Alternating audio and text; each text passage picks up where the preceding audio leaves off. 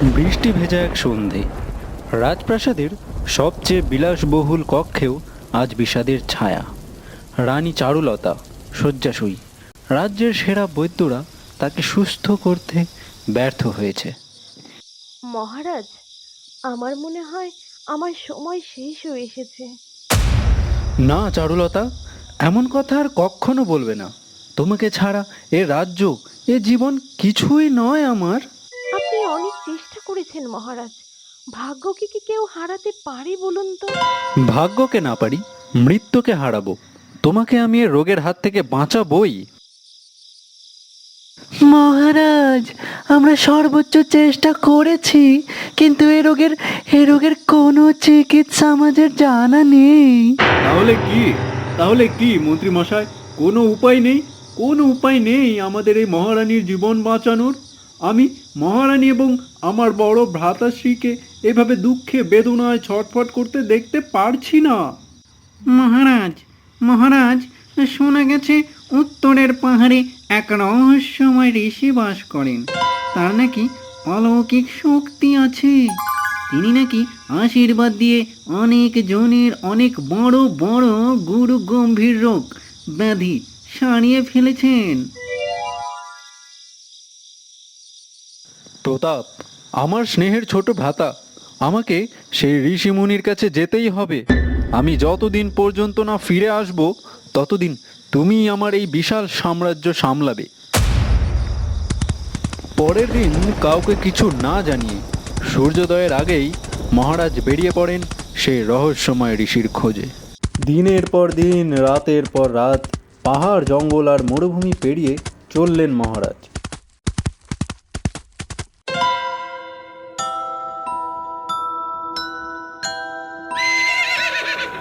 অবশেষে এক নির্জন গুহার সামনে পৌঁছলেন তিনি। সেখানে ধ্যানমগ্ন অবস্থায় বসেছিলেন ঋষি।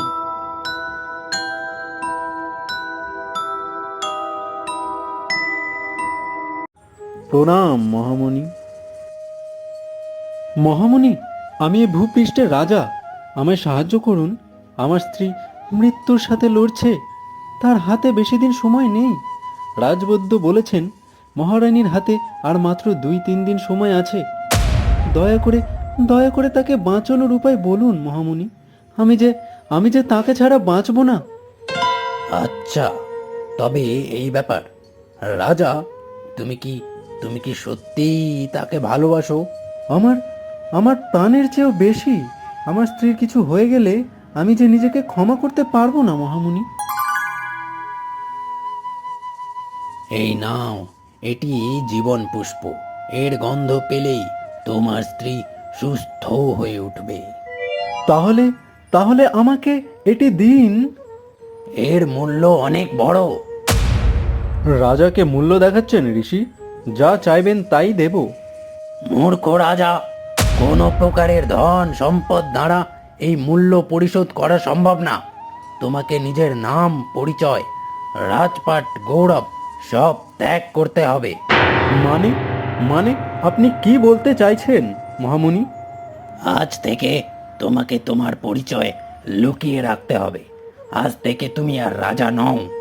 যদি কেউ তোমার প্রকৃত পরিচয় জেনে ফেলে, তবে জীবন পুষ্পের শক্তি নষ্ট হয়ে যাবে। এতে যদি চারুলতার জীবন বাঁচে, তবে আমি সব ত্যাগ করতে রাজি আছি মহামুনি। তথাস্তু। এই শুনুন শুনুন শুনুন, রাজ দরবারের রান্নাঘরের জন্য নতুন রাঁধুনি নিয়োগ করা হবে। এই শুনুন শুনুন শুনুন, রাজ দরবারের রান্নাঘরের জন্য নতুন রাঁধুনি নিয়োগ করা হবে।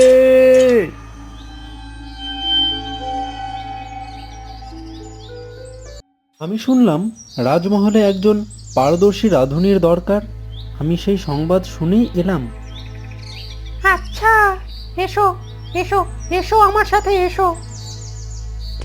কিছুদিন পর শরৎ নামের একটি লোক রাজদরবারে আসেন রান্নার কাজে নিয়োজিত হওয়ার জন্য। প্রধান রাঁধুনি মশাই, ও প্রধান রাঁধুনি মশাই, এই যে এই লোকটা রাঁধুনি পদে নিয়োগ হওয়ার জন্য এসেছেন গো। এনার একটু রান্নার পরীক্ষা নিয়ে নাও।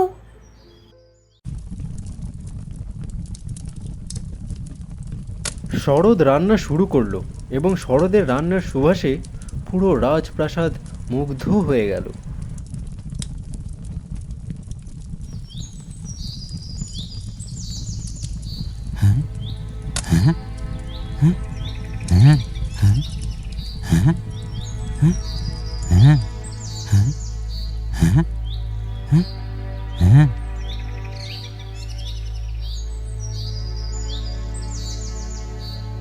আহা, কি সুন্দর রান্নার সুবাস! এই রকম সুবাস তো আগে কখনো পাইনি রে বাবা। অসাধারণ, অসাধারণ! এমন স্বাদ আমি আগে কখনো পাইনি। ধীরে ধীরে সবাই শরৎকে বিশ্বাস করতে শুরু করলো।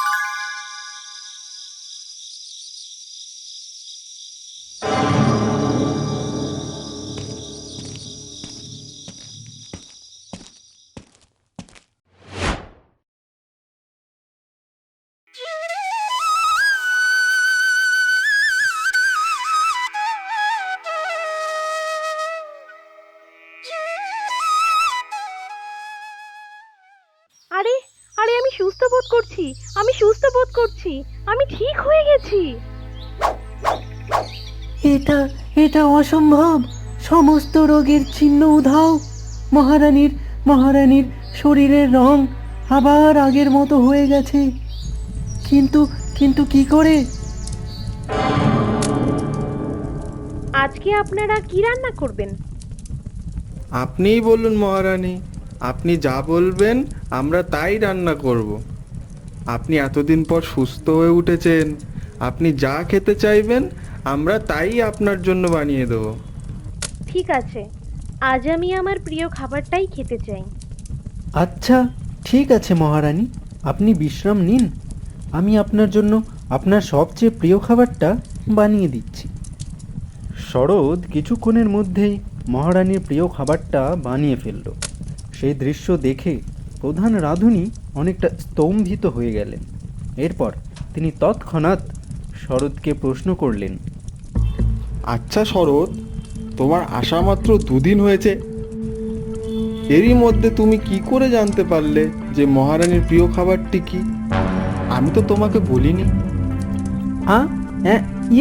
ইয়ে মানে ওই যে রাজমহলে আমি অনেককে বলা বলি করতে শুনেছিলাম আর কি।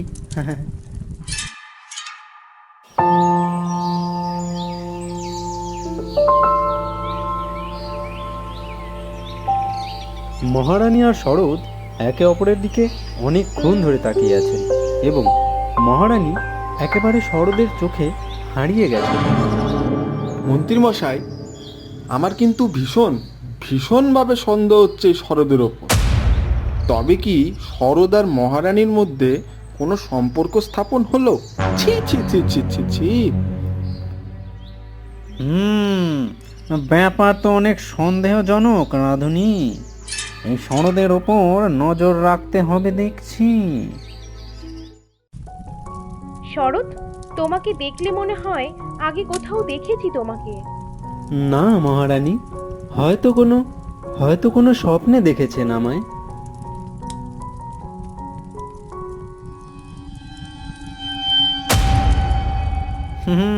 সেনাপতি, ব্যাপারটা স্বাভাবিক লাগছে না, বুঝলে কি না ব্যাপারটা?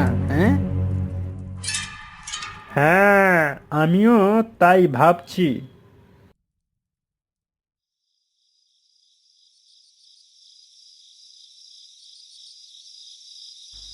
কি ব্যাপার? এটা তো কান্নার আওয়াজ, কিন্তু এই গভীর রাতে কে এভাবে কাঁদছে? গলার আওয়াজ শুনে তো মনে হচ্ছে মহারানী কাঁদছে। যাই, একবার মহারানীর কক্ষ থেকে ঘুরে আসি। হতে পারে তিনি কোনো বিপদে পড়েছেন।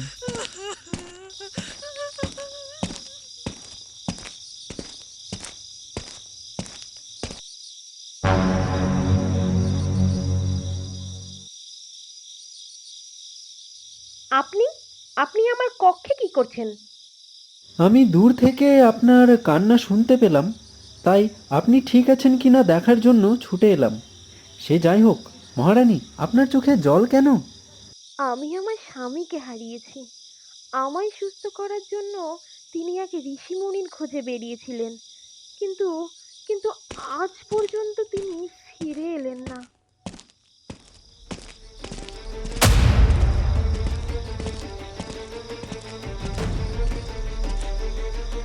সাবধান, হ্যাঁ সাবধান, কেউ নড়বে না, কেউ নড়বে না। ধরো ধরো, এই লোক গুপ্তচর, এই লোককে ধরো। রানীর কক্ষে মাঝরাতে কেন এসেছো? বলো বলো।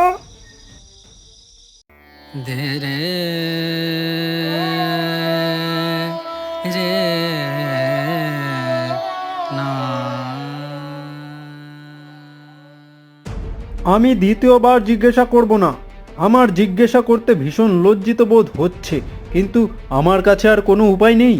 মহারানী, আপনি এত রাতে অন্য এক পরপুরুষের সাথে কি করছিলেন?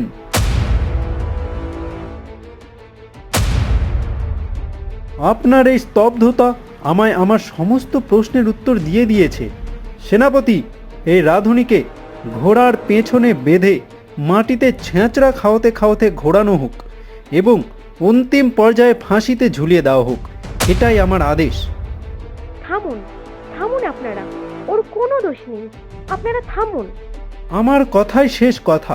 সেনাপতি, তুমি কি শুভক্ষণের অপেক্ষা করছো? ধরো ওই রাধুনীকে।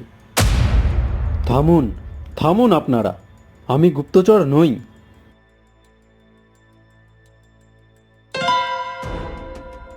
হ্যাঁ হ্যাঁ হ্যাঁ হ্যাঁ মহারাজ, মহারাজ আপনি?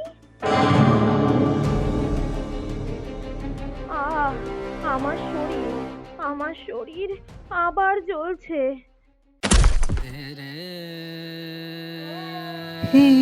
একই মহারানীর রোগ তো আবার ফিরে এসেছে। একই মহারানী, সব সব আমার জন্য হয়েছে। মুনি ঋষি বারণ করেছিলেন এইসব বলতে, কিন্তু কিন্তু আমি আপনাদের সন্দেহের বশে অগত্যা সব বলে ফেলেছি। আমাকে আবার ঋষির কাছে ফিরে যেতে হবে।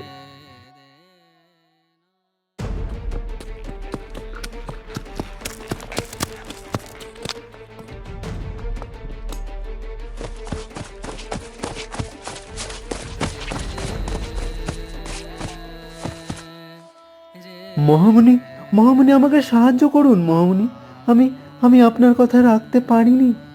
ভুল করে আমি আমার পরিচয় সবার সামনে বলে ফেলেছি। আমি তোমাকে সতর্ক করেছিলাম। মুনি, আর কোনো উপায় নেই? হ্যাঁ, অবশ্যই আছে। বলুন বলুন ঋষি, বলুন। আমার হাতে যে বেশি সময় নেই, দয়া করে একটু তাড়াতাড়ি বলুন। একটি উপায় আছে। এই নাও, এই সঞ্জীবনী ফুলটি নিয়ে যাও, এটাকে মহারানীর পাশে রেখে দিও, কিন্তু এর অনেক ভারী মূল্য আপনাকে দিতে হবে মহারাজ। মহামুনি, আমি তো সবই হারিয়ে ফেলেছি। আপনি বলুন, যদি পারি তাহলে অবশ্যই মূল্য দেব। সত্যি মহারাজ, প্রথমে আমি আপনাকে অনেক ভুল ভেবেছিলাম, কিন্তু এখন আমার চোখে আপনার জন্য সম্মান অনেক বেড়ে গেল।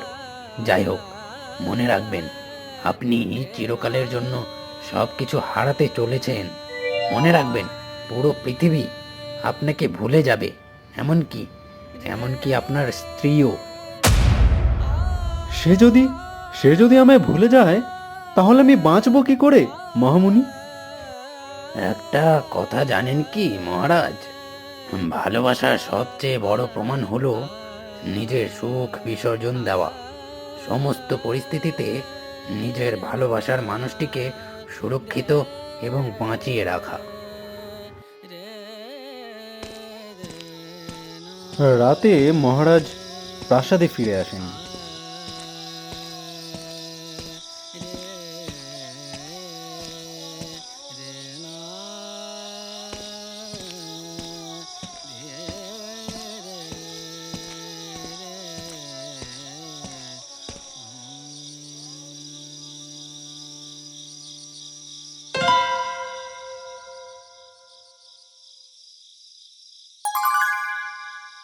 চারু, চারু, তুমি পৃথিবীর সবচেয়ে সুন্দর মহারানী জানো।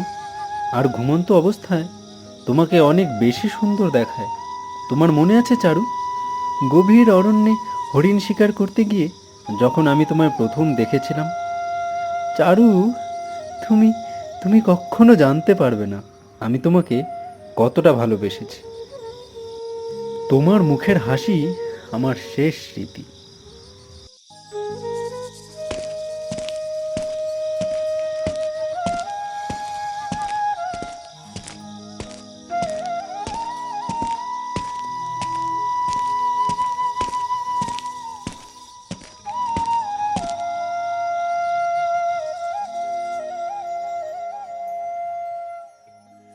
আরে আরে আমি সুস্থ বোধ করছি, আমি সুস্থ বোধ করছি, আমি ঠিক হয়ে গেছি।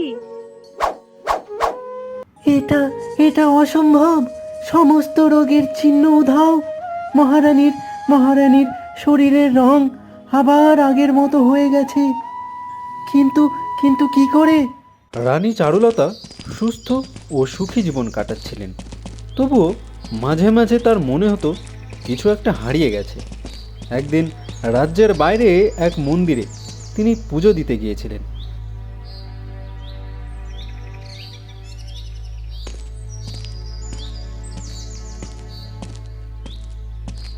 সেখানে মন্দিরের বাইরে এক ভিক্ষুককে দেখলেন।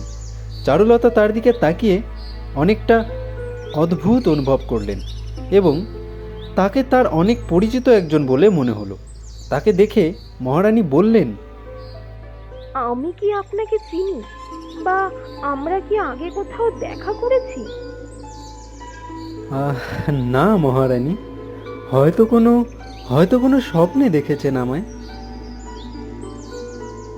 চারুলতা চলে গেলেন। মহারাজ আকাশের দিকে তাকালেন। তার মুখে ছিল কষ্টের মধ্যেও এক তৃপ্তির হাসি। সত্যিকারের ভালোবাসা সবসময় কাছে থাকার নাম নয়। কখনো কখনো ভালোবাসা মানে নিজের অস্তিত্ব মুছে দিয়েও প্রিয় মানুষটিকে বাঁচিয়ে রাখা।